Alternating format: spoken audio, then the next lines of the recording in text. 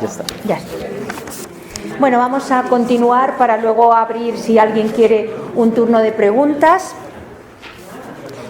Recaredo, en el Tercer Concilio de Toledo, lleva a cabo una serie de cánones, como les decía antes, que van dirigidos también a una serie de personajes, es decir, a controlar el reino y a controlar también la religión del reino y a controlar también las actividades del reino. Y son cánones conciliares, es decir, propuestas de gobierno que se van a repetir y los vamos a ver repetirse continuamente en el resto de los reyes. Y todo lo que veamos ahora en Recaredo, luego vamos a ir muy deprisa, porque el resto de los reyes desde Recaredo lo único que hacen es repetir lo que Recaredo ha establecido, es decir, repetir las normas, digamos, políticas del reino, digamos, ¿no? Bien, una de las primeras acciones de Recaredo para contentar, digamos, de alguna manera, o apoyarse en la Iglesia Católica, es la persecución de cualquier tipo de ideología o de religión que no sea la católica, evidentemente. La arriana la controlaba más o menos, porque arrianos eran los de su corte, y entonces ahí era tratar de controlar a las aristocracias arrianas que estaban. No era muy difícil, eso era un asunto que se ve en los concilios también, pero que está más o menos localizable. Pero hay otros dos elementos dentro de la sociedad, que son los judíos y los paganos. Y la sociedad en base continuaba siendo un número muy elevado de hispanoromanos eran paganos, y un número muy elevado de hispanoromanos eran judíos, porque eran todos los que llevaban el comercio desde época romana en toda la península ibérica, etcétera. Por lo tanto, son todos estos elementos los que están ahí presentes, digamos, de alguna forma, ¿no? Independientemente del problema con los vascos y con los cántabros, etcétera, que luego volveremos sobre él. Entonces, Recaredo lo que establece son las normas de actuación con respecto a los judíos y las normas de actuación también con respecto a los paganos. Es el primer paso que da, ¿no? Los paganos, ¿qué tipo de paganos existen todavía en este tiempo? Pues básicamente es la población, es decir, la mayor parte de las aristocracias, por fe o por conveniencia, pues se habían pasado a la religión cristiana, porque al fin y al cabo la aristocracia durante el Imperio Romano solía acceder a la religión del emperador o a sumarse a la religión del emperador. Y cuando llegan los godos, son también católicos, pues lo que conviene también es tener la religión oficial del Estado. Eso pasa en todos los estados actualmente, siempre las religiones oficiales son las que generalmente el poder asume, admite, etcétera. Pero el pueblo era un tema distinto, porque el pueblo estaba disperso por toda la geografía de la península ibérica, y en algunos lugares habían llegado sacerdotes a convertir, y en otros lugares ni siquiera había aparecido nunca un sacerdote para convertir a los pueblos. El norte estaba totalmente pagano, porque ni siquiera la iglesia tenía infraestructura para ir a convertirlos. Es que nadie les había hablado de otra cosa, ¿no? Seguían en sus religiones ancestrales, ¿no? ¿Qué problema hay con los judíos? Pues los judíos son los que tienen el dinero, es decir, eso lo heredan también de los romanos, los godos, y todo el sistema de recaudación de impuestos lo llevan a cabo los judíos.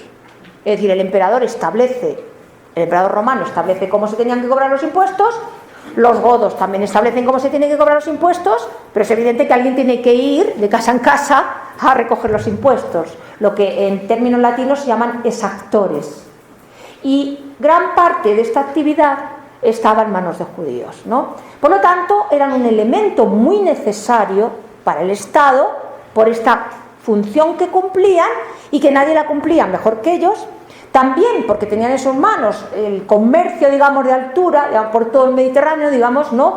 Y nadie lo podía hacer mejor que ellos. La infraestructura de los godos no permitía que otros elementos de su estado pudieran llevar a cabo esto. Y también porque eran prestamistas, los judíos siempre se habían dedicado a los préstamos, etcétera, y prestaban bastante dinero a los reyes, antes a los emperadores romanos, luego a los reyes. Es verdad que a veces a unos intereses altos, bueno, pues todo este tema del préstamo a alto interés, etcétera, pero es evidente que tenían eran un elemento dentro de la economía fundamental e importante. Por lo tanto, como consecuencia de estas diferencias, se persigue más a los paganos que a los judíos, porque los paganos son el pueblo, y entonces, bueno, mientras las aristocracias los controlen, el pueblo en general poco puede hacer. Pero claro, si se persigue a los elementos que tienen una economía fuerte, pues ya es un problema para el Estado. Por lo tanto, había que tener más cuidado con el elemento judío. Los primeros documentos sobre expulsión de judíos en Europa vienen de época visigoda. Después fueron los reyes católicos, pero las primeras pogroms, digamos de alguna manera, vienen de esta época, fueron los godos, ¿no? Pero al principio no se les expulsa, se les obliga muchas veces a exiliarse, por lo que vamos a ver ahora en este momento. Entonces ya Recaredo establece un poco la relación con los judíos y dice lo siguiente: a propuesta del concilio, el gloriosísimo Señor nuestro mandó que se insertase a los cánones lo siguiente: que no les esté permitido a los judíos tener esposas ni concubinas cristianas. Por lo tanto, la unión judío-cristiana se prohíbe. Ni comprar esclavos cristianos para usos propios. Tampoco pueden tener esclavos cristianos. Y si de tales uniones nacieran hijos, condúzcaseles al bautismo. Los hijos de los judíos con cristianas tienen que ser cristianos. Que no se les otorgue cargos públicos. Nunca tienen los judíos cargos públicos. Manejan la economía, pero no tienen cargos públicos. En virtud de los cuales tengan ocasión de poner pena a los cristianos. Y si algunos cristianos han sido deshonrados por ellos, por los ritos judíos y circuncidados, vuelvan a la religión cristiana y otórgueseles la libertad sin pagar el precio. ¿Qué se refiere? Los judíos tienen esclavos cristianos. Entonces a los esclavos cristianos los circuncidan, etc. Entonces lo que hace Recaredo es que tenga esclavos cristianos circuncidados, que los devuelva, es decir, que los haga libres. No los pueden tener, ¿no? Para que no vaya aumentando, digamos, el número de judíos, etc. Por lo tanto, todavía no hay una persecución clara, porque si no la economía se viene al traste. Pero se empieza ya a limitar las relaciones con los cristianos, el matrimonio y el poder tener hijos circuncidados, etcétera, como no sea dentro de la misma sociedad judía, ¿no? Y ahí empieza. Luego veremos que las cosas se van complicando todavía más, pero todavía Recaredo los necesita, Por lo tanto, esta es la situación, ¿no? El pueblo y la fiscalidad, que hace Recaredo con los impuestos. Por lo tanto, por el testimonio de esta nuestra población, decretamos que tanto vosotros como vuestros agentes y ayudantes debéis exigir del pueblo por cada modio legítimo 9 silicuas y por vuestros trabajos 1 más. Y por los daños inevitables y por los cambios de precios de los géneros en especie, 4 silicuas, las que hacen un total de 14 silicuas. Es decir, bueno, el texto es un poco rollo, pero es determinativo de que se está cobrando también impuesto a cosas menores. La silicua es la moneda de cobre, por lo tanto es una moneda que no es ni de oro, etcétera, ¿no? Y entonces lo que hacen es que, bueno, ya vemos aquí cómo se está distribuyendo los impuestos para tener una regulación de impuestos importantes. Para el pueblo, sin embargo, hemos visto en el texto anterior que a ciertas aristocracias se les van perdonando los impuestos, ¿no?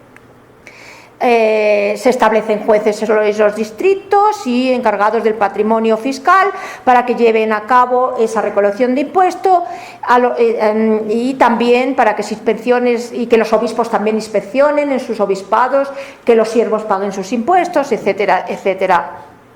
Tema de impuestos. Y tenemos esto en arqueología. Esto que ven ustedes, aunque les parezca mentira, son libros de cuentas de impuestos. Que se han encontrado, se encuentran en todas partes. Han sido estudiadas por Isabel Velázquez, que es la misma que ha hecho la edición de la vida de los padres emeritenses, que es la especialista en latín de mi departamento, ¿no? Ese es el libro que ya ha publicado.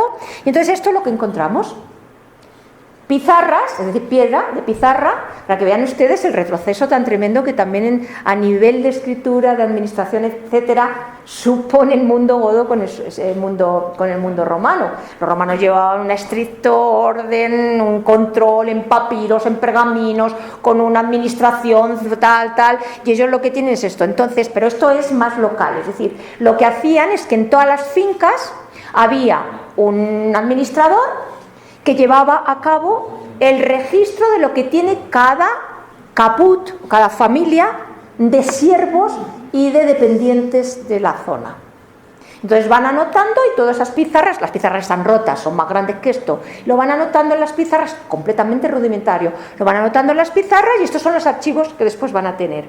Entonces aquí no se puede leer muy bien lo que hay, pero yo les explico un poco cuál es más o menos el modelo de estas pizarras.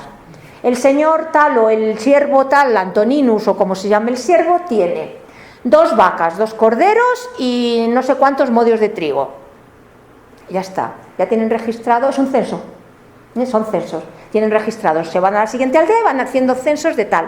Y el señor ya tiene en el registro lo que deben de pagar, por lo tanto, cada uno de sus siervos, para después el llevar a cabo, los judíos que están encargados de recoger los impuestos, con esto lleven a cabo la recogida de impuestos, etcétera, y después se manden a las arcas reales o se quede una parte de ellas el noble, etcétera. Da igual, es decir, esto es complicado, pero para que vean ustedes cómo se registraban estas actividades, digamos, en pizarras, ¿no? Es de una manera muy, ya como una especie de vuelta atrás, ¿no?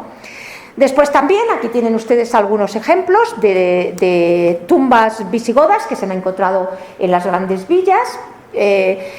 Los visigodos se entierran un poco a la cristiana, vamos, un poco no, a la cristiana.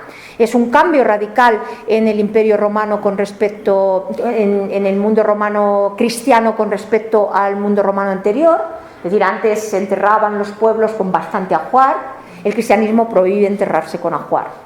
Entonces las tumbas aparece el muerto con muy poco, casi nada, casi nunca, suelen llevar un anillo o algún elemento ritual, pero ya saben ustedes que el cristianismo no deja enterrarse, por lo menos el cristianismo primitivo no permitía enterrarse ni siquiera la nobleza con un gran ajuar. Entonces, ¿cómo se distingue el enterramiento de un pobre de un enterramiento de un rico? ¿No? Porque si el ajuar evidentemente no estaba permitido, es muy fácil. Cuanto más cerca de la iglesia estés, más importante eres. La protección de Dios se va distanciando de alguna manera, ¿no?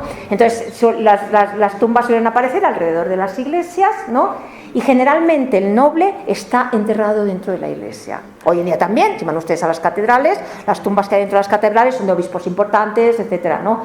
Y después el pueblo está enterrado fuera, ¿no? Solamente para que vean un ejemplo, hacían un hueco en la piedra, los meten ahí, a veces con cajas de madera, claro, la madera ha desaparecido, etcétera, ¿no? Bien, ¿y qué pasa qué pasa sin embargo? Ya han visto, a los judíos se les prohíbe casarse, bueno, que circunciden a sus hijos, etcétera. ¿Qué pasa con los paganos? Fíjese lo que se dice de los paganos. Por estar muy arraigado en casi toda España y la Galia el sacrificio de la idolatría, con el consentimiento del gloriosísimo rey Recaredo, ordenó el Santo Concilio lo siguiente: que cada obispo en su diócesis, los obispos son los que tienen que vigilar, en unión del juez del distrito, unión del poder civil con el poder religioso, investiguen minuciosamente acerca del dicho sacrilegio y no retrasen el exterminar los que encuentren. Y a aquellos que frecuentan tal error, es decir, a los paganos, salva siempre la vida, que no se les permite que se les mate, aunque se les mataba en algunas ocasiones, castíguenlo con las penas que pudieren, y si descuidaren obrar así, sepan ambos, obispo y juez, que incurrirán en la pena de excomunión. Se excomulga a los obispos y se excomulgan a los jueces, con lo cual se les relega de la vida ciudadana, ¿no? Y si algunos señores descuidaren en desarraigar este pecado en sus posesiones y no quisieran prohibírselo a sus siervos, sean privados también ellos por el obispo de la comunión. Por lo tanto, los siervos son el pueblo, digamos, los siervos son pueblos, el término que se utiliza para el pueblo, ¿no? Castigados durísimamente, de la manera que sea, salvo que no se les mate, y los nobles, los obispos y los jueces son excomulgados.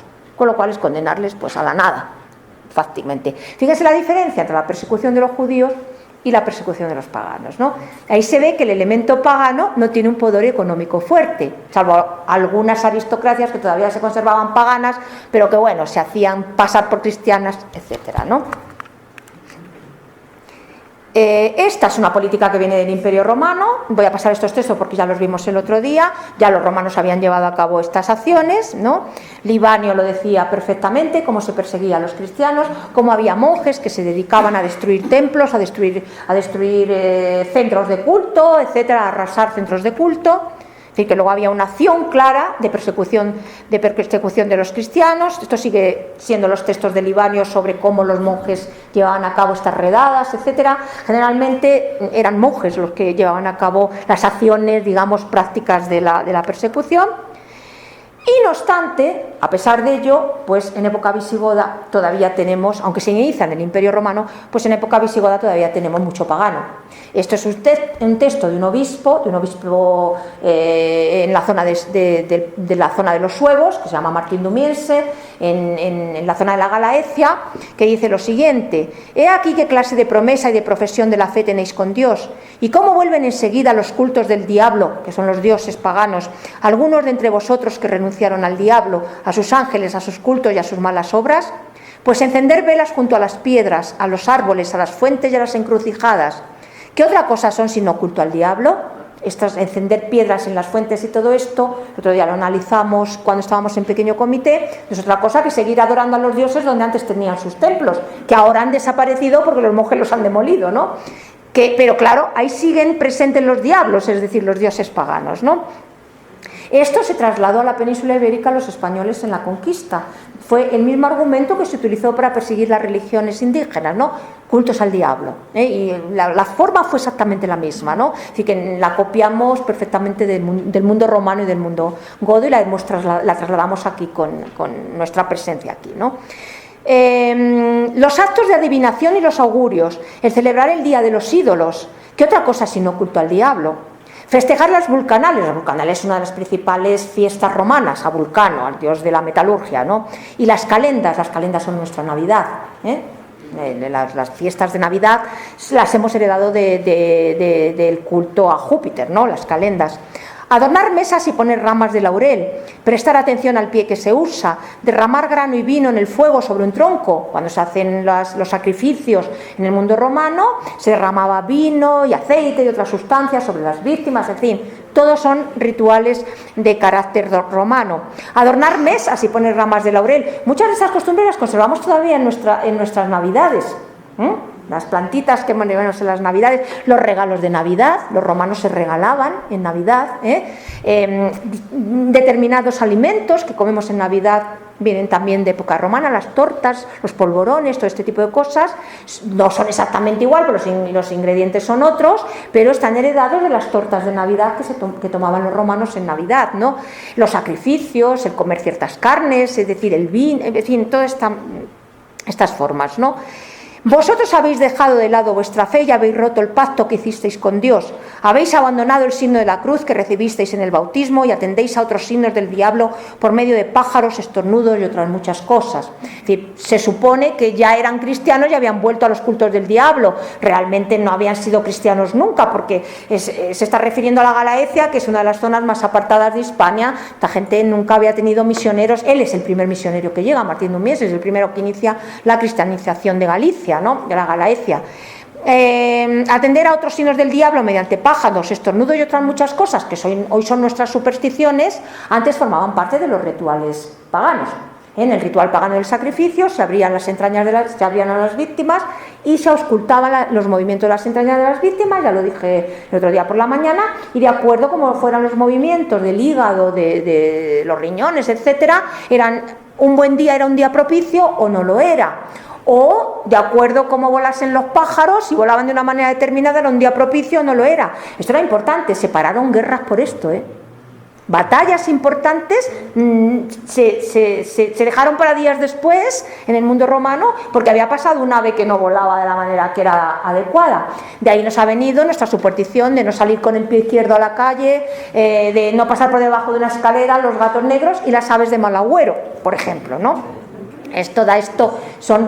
Vienen del mundo pagano, ¿no? Entonces, bueno, se ve que todavía en época goda, pues ese mundo está ahí muy latente. De hecho, los concilios pues están persiguiendo continuamente esto, ¿no? Y después que los obispos hayan examinado y adoctrinado a sus clérigos, al otro día, reunidos los fieles de la tal iglesia, les adoctrinarán para que huyan, a los clérigos incluso, que huyan de los errores idolátricos y de otros crímenes, ¿no? O aquellos que, siguiendo la costumbre de los paganos, introdujeren en su casa a adivinos y a sortílegos para que hagan salir fuera al espíritu malo de las casas, es decir, estas ceremonias religiosas para expulsar a los espíritus malos, que eran cotidianas en el mundo romano, ¿no? Para traer la fertilidad a las casas, etcétera. Bueno, pues serán excomulgados y harán penitencia, etcétera, ¿no? No está permitido a los cristianos seguir las tradiciones de los gentiles, ni festejarlas, ni tampoco tomar en cuenta los elementos, o el curso de la luna, o las estrellas, o los astros, para la construcción de una casa. ¿Qué significa esto? Que se consultaba a las estrellas si era un momento propicio para construir una casa o no era un momento propicio para construir una casa, o si era un momento propicio para sembrar o no era un movimiento propicio para sembrar, o para plantar árboles o para casarse, ¿no? Todo esto eran prácticas habituales en el mundo pagano, que muchas de ellas ni siquiera eran religiosas, eran costumbres, digamos de alguna manera, pero se persiguen todas porque se supone que vienen del mundo del paganismo, etcétera. Claro, paradójicamente el mundo cristiano las hemos heredado. Es difícil acabar con estas cosas porque son cuestiones populares del pueblo que las sigue manteniendo, y al final nosotros estamos haciendo continuamente esto. Quiero decir que ya no sabemos de dónde proviene eso. Lo hacemos de otra manera, pero proviene de un pasado pagano nuestro, ¿no?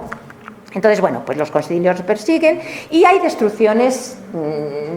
Yo con mi equipo de trabajo estamos persiguiendo, digamos, académicamente, la investigación de estos ejemplos de destrucciones de templos paganos. Ahí lo tienen ustedes, el caso del templo de Endobélico, que era un dios ancestral de la península ibérica, era un dios ibérico que después los romanos siguieron adorando y que los cristianos destruyeron, les cortaban las cabezas el ritual era cortar las cabezas a las estatuas y se enterraban para que los espíritus malos quedasen ahí ya en el infierno y no volvieran a dar más la lata, porque claro, en el fondo seguían creyendo en ello.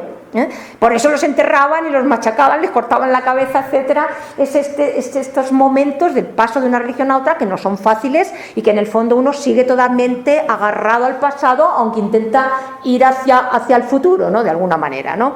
Y después se construye la iglesia cristiana en el mismo lugar, Y casi todas las catedrales que hay ahora mismo en ciudades europeas están construidas encima del antiguo templo del Foro Romano, prácticamente todas.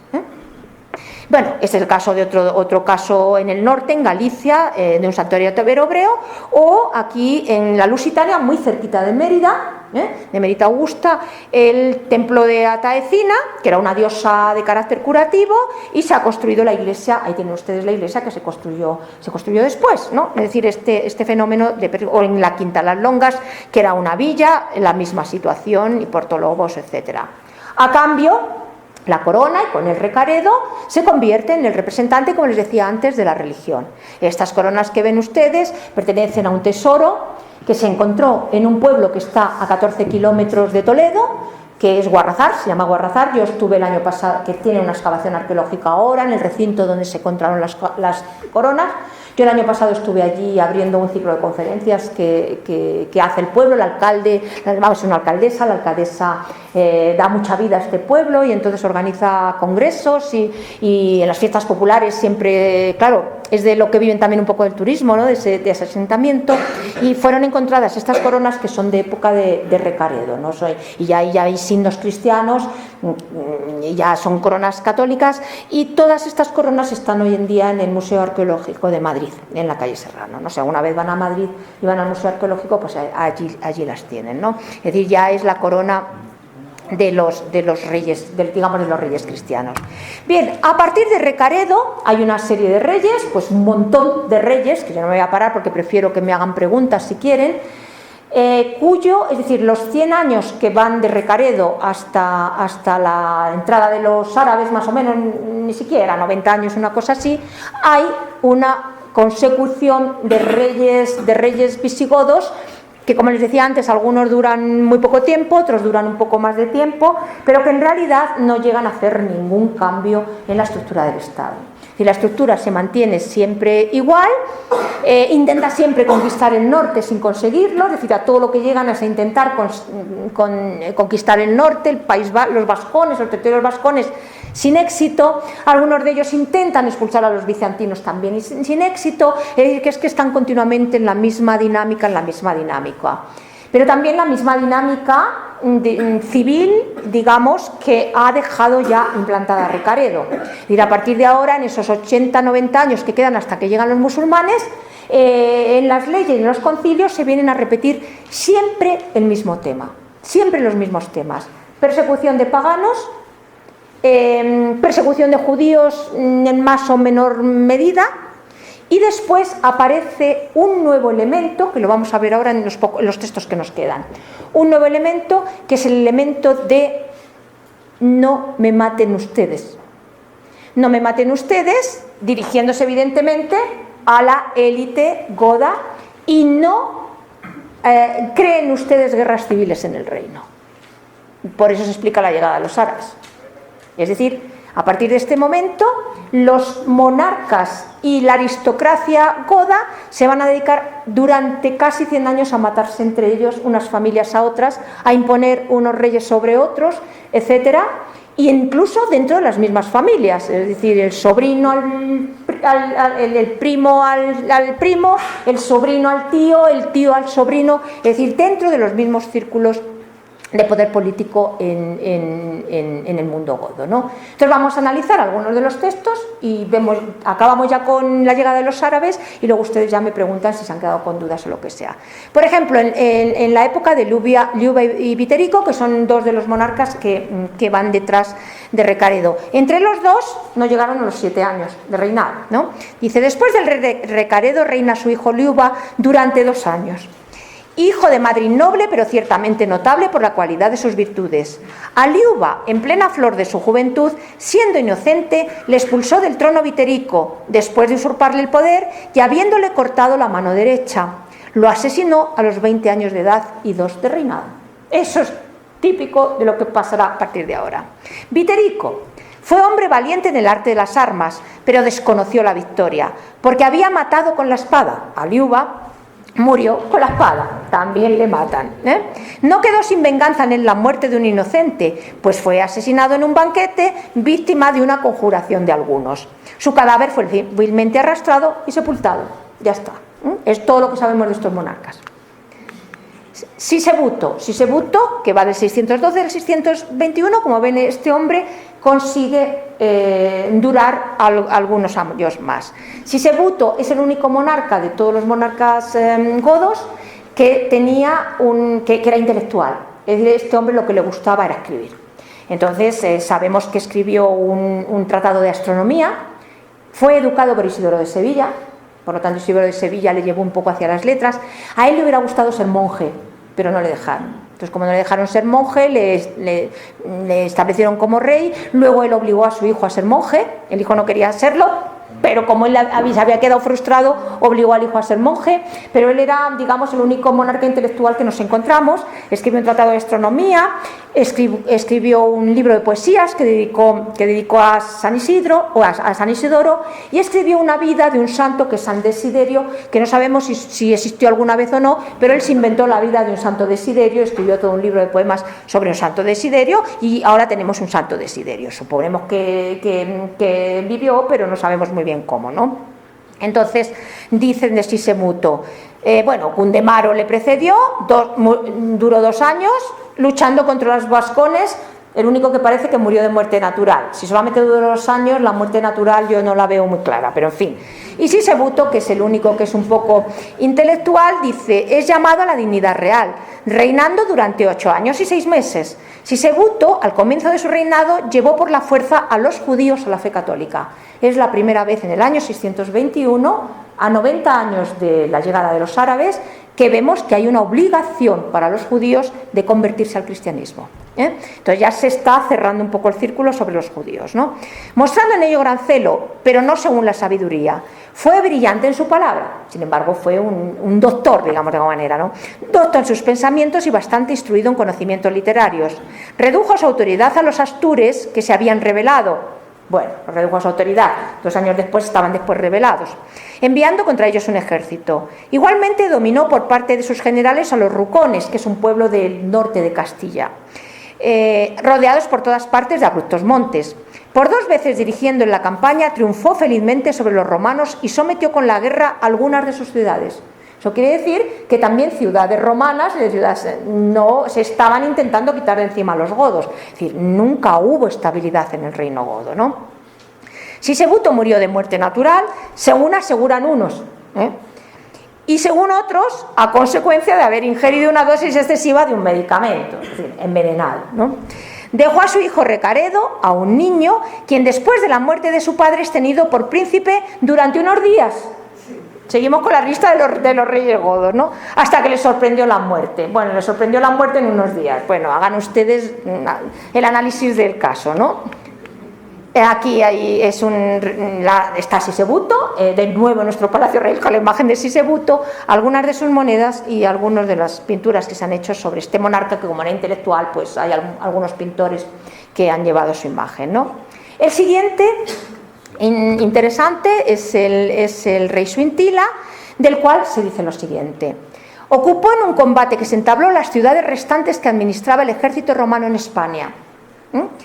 Hizo también el comienzo de su reinado una expedición contra los vascones, que con sus correrías infestaban la provincia tarraconense. O sea, los vascones bajaban al llano desde siempre, robaban las villas y las ciudades no, porque no podían asaltar ciudades, no era un ejército como para asaltar ciudades, digamos que eran guerrilla, digamos de alguna forma, ¿no? Pero robaban entonces porque necesitaban alimentos y bueno, para rapiñar, digamos, ¿no? Entonces llevó una campaña contra los vascones, que infestaban con sus correrías la provincia tarraconense.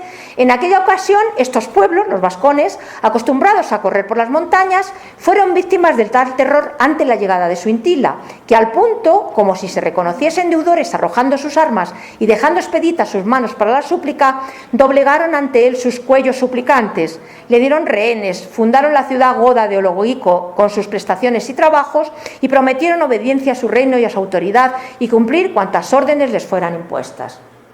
2 años después, los vascones estaban otra vez en su sitio.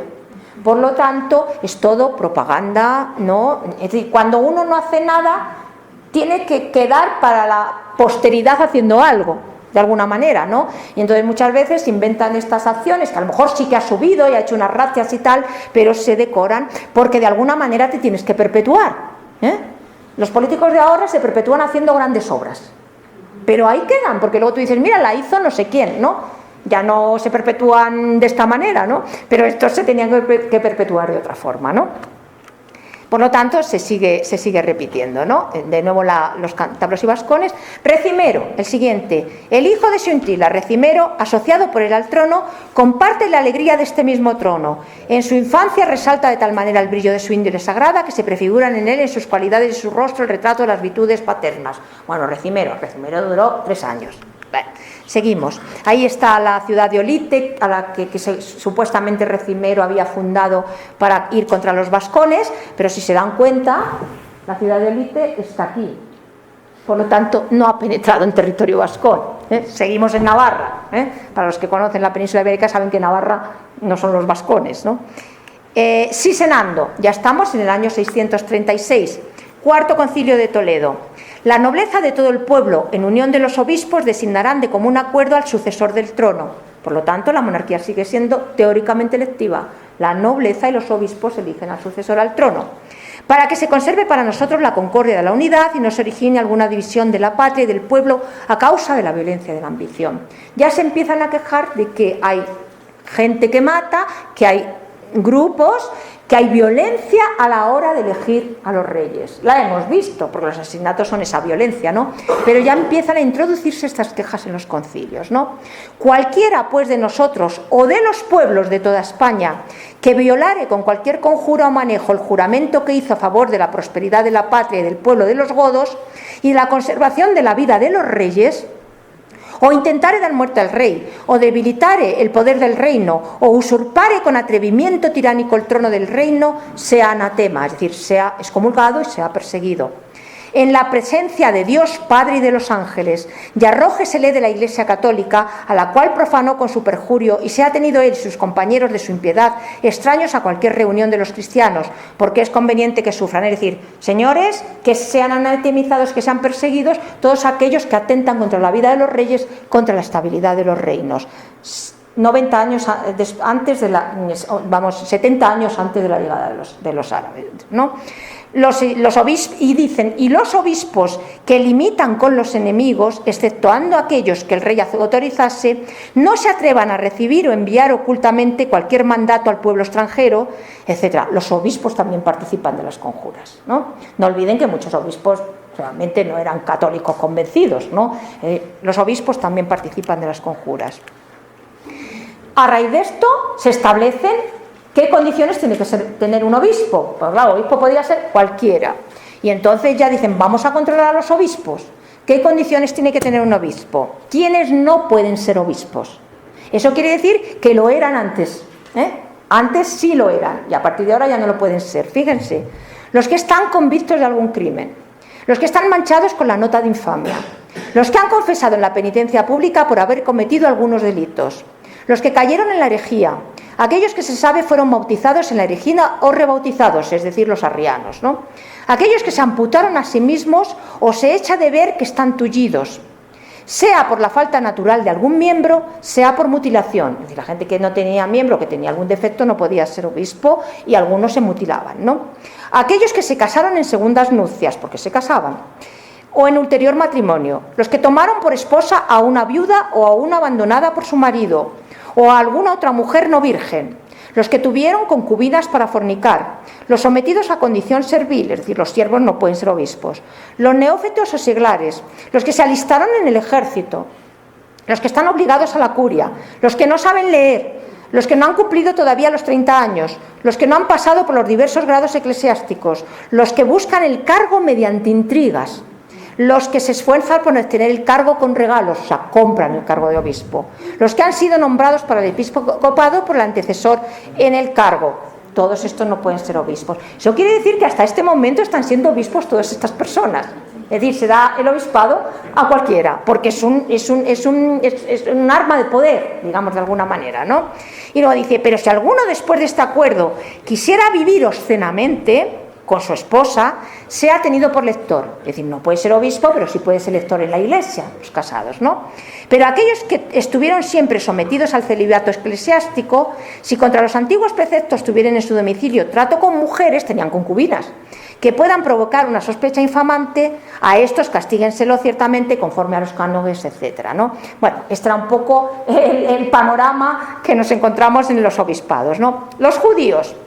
En el año 673, los judíos que tienen como esposas a mujeres cristianas, ya lo hemos visto, sean avisados por el obispo de su ciudad que si desean permanecer unidos con aquellas deben hacerse cristianos, se tienen que hacer cristianos. Y si habiendo sido avisados rehusasen, serán separados, porque no puede el infiel permanecer unido a aquella que se ha convertido ya a la fe cristiana.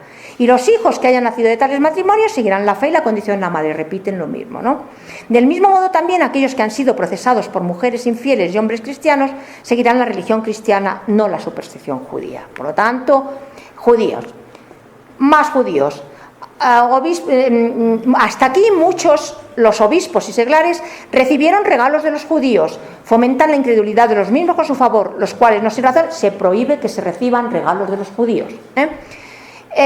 Más cosas. Para que el error de los padres no contagie en adelante a los hijos e hijas de los judíos, decretamos que sean separados de su compañía y entregados a los monasterios. Los hijos de los judíos son metidos en monasterios para que obligatoriamente sean cristianos, sean católicos, ¿no? Para que sean hombres temerosos de Dios, instruidos en la fe, etcétera. Y por lo tanto, cualquiera de aquellos que han sido bautizados a la fuerza, si en adelante no evitaren el trato con los infieles, es decir, con los judíos, serán entregados a los cristianos y los infieles públicamente aceptados. Que los judíos y aquellos que descienden de ellos no aspiren en modo alguno a los cargos públicos, eso se repite en todo esto, ¿no? En época de Sisenando. En época de Scientila, Lo mismo, se repiten las acciones contra los judíos, que ese es el siguiente rey, ya estamos en el año 614, y se vuelve a repetir el problema de que se asesina a los reyes y de que hay elementos que están, es decir, voy a pasarlo un poco deprisa porque Chintila continuamos con las mismas historias. Los últimos reyes, que es el final de la monarquía, lo mismo, Chindasvinto, ya estamos en el año 653, ¿no? Por lo tanto, tuvimos por bien ordenada ahora de común acuerdo que cualquiera que perteneciera al orden clerical en cualquier grado de mayor a menor, que se pasase al territorio de otro pueblo, empieza a verse ya que hay obispos y que hay nobles que son perseguidos, que se van a otros lugares, exiliados. Ya veremos a qué lugares se van. Gente que se les obliga a marcharse, que huyen. Bien judíos, porque se les persigue, bien nobles, que han participado en reyertas, porque se les persigue. Comienza ya a aparecer en estos años la figura del huido, del refugiado en otro lugar. Esto es muy importante para entender después la llegada de los árabes. Se van a otro lugar, tanto judíos, que tienen mucho poder económico, pero les llevan en barcos, por lo tanto hay gente que les ayuda a salir, y gente con fuerza y nobleza, que en estas rencillas entre unos y otros, que se van, ¿no? Por lo tanto, cualquiera que sea convicto de esta complicidad, etcétera. Bien, Chindasvinto, lo mismo. Obispos que participan en el ejército y que dan problemas dentro del ejército, etcétera. Y, por lo tanto, redundante. Judíos, enemigos políticos, vascones. En época de Recesvinto, los vascos bajando de las montañas descendieron a la llanura, depredando las viñas y los campos, incendiando las casas y llevándose cautivas a muchas personas con sus ganados. Son siempre los tres focos que hacen daño al Estado romano, al Estado godo. Aunque los vascos realmente poco daño les podían hacer. Es decir, bajaban, depredaban, pero evidentemente estaba claro que los vascos nunca iban a llegar a tomar Toledo, ¿no? Son pueblos de guerrilla, situación de guerrilla, etc. Recesvinto, no hace mucho tiempo que y aquí ya se ve, no hace mucho tiempo que la rebelión de algunos expatriados, y de gente que se ha tenido que marchar con poder, traían frecuentes devastaciones al país y escandalizaba a los pueblos con grandes ruinas, de modo que ningún esfuerzo podía acabar con las bandas de esclavos cautivos ni con la desolación del país que con tal peste se originaba. Es decir, algunos expatriados dan problemas al país, etc. Y en algunas ocasiones los llaman esclavos. Y claro, les han quitado el título de ciudadano, por lo tanto pasan a ser siervos en la mentalidad del gobierno de los godos, ¿no? Recesvinto entrega a la iglesia, es decir, obliga de nuevo a entregar a la iglesia a los hijos de los judíos, etc. Recesvinto de nuevo respecto a la nobleza goda. Y dado que en los tiempos que acaban de pasar la inmoderada codicia de los reyes se difundía ávidamente y en el saqueo de los súbditos aumentaba el caudal de los bienes propios, que ninguno de entre los reyes por medio de cualquier presión o manejo arranque o se proponga arrancar las escrituras referente a cualquiera bienes, propiedad de otro que alguien pueda ser privado injustamente y contra su voluntad del dominio de las cosas que le pertenecen. Se introduce un nuevo elemento. Los propios reyes están haciendo daño a su pueblo porque persiguen a algunos exiliados que se han ido y les quitan las posesiones. Entonces, por lo tanto, ahí se ve que hay una lucha entre facciones. El rey está luchando contra esta facción, les quitan los bienes, les obligan a exiliarse, pero esta misma facción después vuelve y lo mata y se convierte en rey. Entonces dice, nos han quitado las posesiones, etcétera. Es este contexto en el que nos estamos moviendo. Estamos a 40 años de la entrada de los árabes. Liberto Nepeta se comprueba y se edita el Liber Judiciorum, que es el libro de leyes visigodas. El libro de leyes visigodas que está basado en las leyes romanas, para aplicar esas leyes de una manera contundente, ¿no? Estas son algunas de las ediciones del libro Liber Judiciorum de las leyes de Recesvinto, ¿no? Recesvinto, además, es el gran constructor de iglesias. Aquí pongo un ejemplo, hay muchas iglesias de época de Recesvinto. Quizá la más importante es la de San Juan de Baños en Palencia, que fue consagrada en el año 661. Pongo solamente un ejemplo, porque además muchas de ellas han desaparecido, porque eran construcciones en ciudades. Construyen muchas iglesias para traerse también el afecto del pueblo, no del pueblo, sino de los obispos católicos, etcétera, ¿no?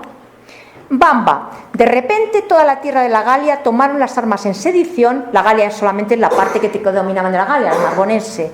Y no solo la Galia, sino también una parte de la tarraconense se sumó a la rebelión. Es decir, ya empieza a haber rebeliones internas y desgajamientos territoriales, ¿no? Por aquel tiempo, cuando se encontraba en Galia, el muy religioso príncipe Bamba fue contra los feroces gentes de los vascones. Se repite, vascones, rebeliones internas, etcétera. Esta es una imagen de San Ildefonso de Toledo que les he traído, que es del Greco, que es preciosa, del santo que en este momento, el hermano de Isidoro de Sevilla, perdón, no es el hermano de San Isidoro de Sevilla, sino el obispo que está en este momento apoyando a la monarquía, que también fue santo. Esto, otro ejemplo de la iglesia de Santa María de Quintanilla de las Viñas. Bamba y la nobleza. Volvemos. Estábamos pues hasta ahora poco seguros a causa de los trastornos de estos tiempos, porque el paso de los años, apagada la luz de los concilios, no había aumentado tan solo los vicios, sino que introducía en las mentes sin cultivo la ignorancia, madre de todos los errores. Pero por fin, contemplándonos desde el cielo la clemencia divina, salió al encuentro de nuestros tiempos y a salvarnos, preparándonos estos años a un rey religioso, que es Bamba. Bamba era muy religioso, de espíritu al mismo tiempo devoto e instruido, por cuya ardiente solicitud volvió a resplandecer la luz renovada de los concilios. Es decir, bueno, pues nos interesan los reyes de estas características, ¿no? En la imagen de Bamba, ya Bamba, sin embargo, pues le obligaron a renunciar al trono. ¿Sabe lo que hicieron con Bamba para que renunciara al trono? No lo quisieron matar, porque Bamba, cuando toma el poder, es muy anciano. Él era monje y, como era monje, no quería ser rey, le obligaron a ser rey. En toda esta dinámica de luchas feroces y tal, le pusieron un poco como la solución al problema. Y entonces, cuando se cansaron de él, lo que hicieron, como no le querían matar, es que le dieron una droga, lo durmieron. Según las fuentes, durmió varios días, por lo tanto la droga debía ser bastante potente, y lo tonsuraron. Entonces, cuando se despertó, estaba tonsurado. Entonces, como estaba tonsurado, ya no podía ser rey, porque estaba dedicado a la iglesia, ¿no? Bueno, por lo menos se libró de la muerte, ¿no? Y fue importante. Hervigio, 687, 30 años antes de la llegada de los árabes. Que no se aprisione, ni se encadene, ni se someta a tormento, ni se castigue con todo tipo de penas al pueblo, ¿no? Entonces ya estamos viendo cómo se está castigando, se está raptando, se está llevando a prisión, y ya está desencadenada una psicosis de guerras entre unos y otros, que ya se arrincona a cualquiera, se aprisiona a cualquiera, es decir, toda esta psicosis ya de problemas, digamos, de alguna manera. Paralelamente, persecución a los paganos. No para castigo de los delincuentes, etcétera, sino que hay que perseguir a los paganos. Y por lo tanto, todo sacrilegio de idolatría y cualquier cosa en contra de la Santa Fe, etcétera, etcétera, etcétera, hay que perseguirlos, y ahora sí se dice hay que exterminarlos. Por lo tanto, el exterminio, antes se les castigaba, etcétera, ahora hay que exterminar a los paganos. Se endurecen las leyes también contra los paganos. Incluso se abre una ley para proteger a las viudas de los reyes. Yo hice un artículo que me adentré muy bien en este problema, porque ¿por qué se hacen leyes para proteger a las viudas de los reyes? Porque se mataba al esposo y después se casaba uno con la viuda, y entonces la viuda transmitía de alguna manera la monarquía. Como muchas viudas no querían casarse con el asesino de su esposo, entonces se les relegaban a los conventos, se las hacía monjas, y entonces se les quitaban todos los bienes. Entonces se intenta, y a ellas y a sus hijos, a los hijos se los metía también en los conventos, con lo cual salen en esta época ya leyes para proteger por lo menos a la viuda y a los hijos del rey asesinado, digamos, de alguna manera, ¿no? Ya en el 693, Égica, el canon 2 del 16 concilio de Toledo, de nuevo la persecución de los paganos y de todos aquellos que suponen un problema, ¿no? Entonces dices, ellos, engañados por diversas persuasiones se convierten en adoradores de los ídolos, veneradores de las piedras, repiten siempre lo mismo, hay que perseguir a los paganos, lo cual hace sospechar que muchos paganos también están implicados en esto, y por lo tanto no todos los paganos eran simple pueblo, sino que había también elementos paganos dentro de ciertas aristocracias que estaban ahí dando problemas, ¿no? Égica, que nadie ande buscando ocasión para dañar injustamente en el futuro a la descendencia del rey, lo que les decía antes de los hijos, ni a aquellos que aparecen casados con los hijos e hijas de su majestad, ni a los que sin haberse casado todavía acaso se casen en adelante, y que nadie se preste a maquinaciones maliciosas contra ellos, ni acabe con ellos por la espada ni cualquier otra acción criminal. Es decir, lo que piden es no solamente no matéis al rey, sí que si matáis al rey no matéis a sus hijos, ni a sus nueras, ni a sus cuñados, es decir, se mataba a toda la familia, ¿no? Es este tema política. Judíos y Égica. Por lo tanto, y por exhortación y mandato del mismo, ordena a la Asamblea de todos nosotros que cuanto se sabe se haya contenido las determinaciones y leyes de aquellos que nos han precedido en la fe católica, para doblegar la infidelidad de los judíos, se cumpla con ellos más escrupulosamente, etc. Persecución absoluta de los judíos. Y el último punto de Égica. Estamos a 10 años de la llegada de los árabes. En algunas partes del mundo, algunos se han rebelado contra sus príncipes cristianos. ¿Cuáles son las partes del mundo? Es decir, todos esos perseguidos, judíos, paganos, enemigos políticos, se han ido a un lugar. Evidentemente no se van a ir a la Galia, que están los francos. Tampoco se van a ir a Constantinopla, que está un poco lejos. ¿Dónde se han ido? A Ceuta, al norte de África. Y ahí están. Y los judíos con mucho dinero, ¿no? Con todos sus bienes han salido huyendo, transportándose en barcos, etcétera. Es decir, todos los exiliados políticos, judíos, paganos, toda esta gente que aparece en estos, se han ido a algún lugar y están conspirando contra sus príncipes cristianos. Por lo tanto, son paganos, son judíos, pero también cristianos, de estas rencillas entre familias, ¿no? En época de Égica. Inmediatamente, además en eso, pues revueltas cortesanas, volvemos al mismo tema. Estas revueltas cortesanas no nos vamos a parar más porque ya lo hemos visto. E inmediatamente llegamos al último monarca godo, que es Witiza. Witiza, que fíjense ustedes, Witiza en vida de su padre vivió apartado en Tui, ciudad de Galicia. El padre lo mandó a Tui para que controlase el norte de la península ibérica, ¿no? Allí el duque Fábila, el padre de Pelayo, del famoso don Pelayo de la Reconquista, que existió, pero su padre era un miembro, era un gardingo, era un miembro de la aristocracia, ¿no? Allí el duque Fábila, el padre de Pelayo, el que después va a llevar a cabo, se va a esconder después en las montañas de Asturias y de Vasconia, cuando llegan los árabes, con las pocas tropas que quedan, ¿no? Dice, al que había envidiado allí el rey Égica, por causa de su esposa lo golpeó con un palo en la cabeza, por lo cual más tarde murió. Se había enrollado con su esposa, digamos, o la había violado, o lo que fuera, lo mató, Es decir, que a Witiza, el famoso Witiza, lo mató. Y los que nos quedan, los que quedan después de Witiza, son los hijos de Witiza, Y entonces quedan 3 personajes en el último momento. De esto les van a hablar, Por lo tanto lo hago muy deprisa, porque lo va a hablar mi compañero cuando hable de los árabes, ¿no?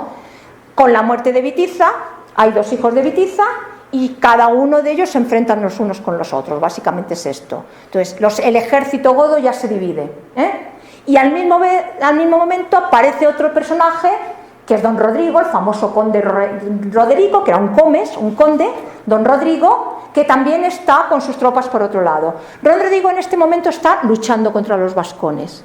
Y mientras don Rodrigo está luchando con los vascones, los hijos de Witiza están peleando entre ellos y luchando también o intentando quitarle el reino a don Rodrigo. Por lo tanto, nada nuevo. Pero en este caso son 3 elementos. Los 2 hijos de Witiza y don Rodrigo, que teóricamente era el que había asumido el poder, etcétera, ¿no? Y aprovechando que don Rodrigo está con los vascones y aprovechando que los hijos de Witiza también están matándose entre ellos y se están matando a la misma vez con don Rodrigo, en Ceuta, en Septen, Ceuta, se forma toda una flota de guerra y ya no traen romanos las flotas de guerra. Traen a esos judíos, a esos exiliados, a esas personas, a esos paganos que habían ido y que estaban en Ceuta esperando el momento para pasar a la península ibérica. En ese momento la corte oriental ya no existe, porque los árabes, ya se lo van a explicar, ya habían conquistado todo Oriente, llevaban ya 100 años conquistando Oriente, se habían apoderado de Constantinopla, se habían apoderado de todo el norte de África, se habían unido a las tribus bereberes de Marruecos, lo que es hoy Mauritania, todos estos pueblos, las tribus bereberes les habían apoyado. Los que llegan aquí son más bereberes que árabes. La aristocracia era árabe, pero los que llegan con el ejército son más bereberes, ¿no?, del norte de África.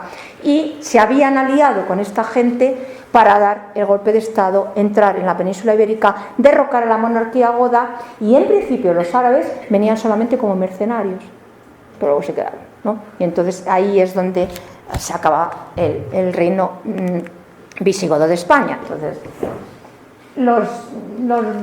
el norte sigue libre. De hecho, cuando huyen, salen corriendo los pocos godos que quedan, huyen precisamente al norte, es decir, se van al norte, se van a la zona, digamos, de la guerrilla, por alguna manera, y por aquí pasan los árabes, no solamente por aquí, sino por toda esta parte, con una armada impresionante, ¿no? Desembocan en el estrecho de Gibraltar, ¿no?, y rápidamente se expande por Granada, Málaga. Aquí se da la batalla definitiva en el año 711, que es la famosa batalla de Guadalete contra los hijos de Bitiza. Ahí están los hijos de Bitiza contra los árabes, y que fue una derrota total del reino godo. Pero fue una derrota total porque había 3 ejércitos en este momento: los que estaban aquí con Rodrigo, los hijos de Bitiza separados, y aparecen otros 2 nombres más de nobles que estaban luchando también entre ellos por aquí. Era un desastre la monarquía goda, y eso lo aprovechan no los árabes, repito, venían como mercenarios, sino aquellos elementos subidos de la península ibérica que querían aprovechar este momento para establecer un nuevo reino como fuera y tal, pero evidentemente los árabes tenían la fuerza, tenían las armas y se quedaron, ¿no? Entonces los famosos Tarik y Muza, etcétera. Pero ahí ya no sigo, porque eso ya no es mi momento, y entonces ya les van a enseñar a ustedes algo mucho más amplio sobre este particular. Entonces, si ahora quieren ustedes hacer alguna pregunta sobre mi exposición, en los pocos minutos que nos quedan.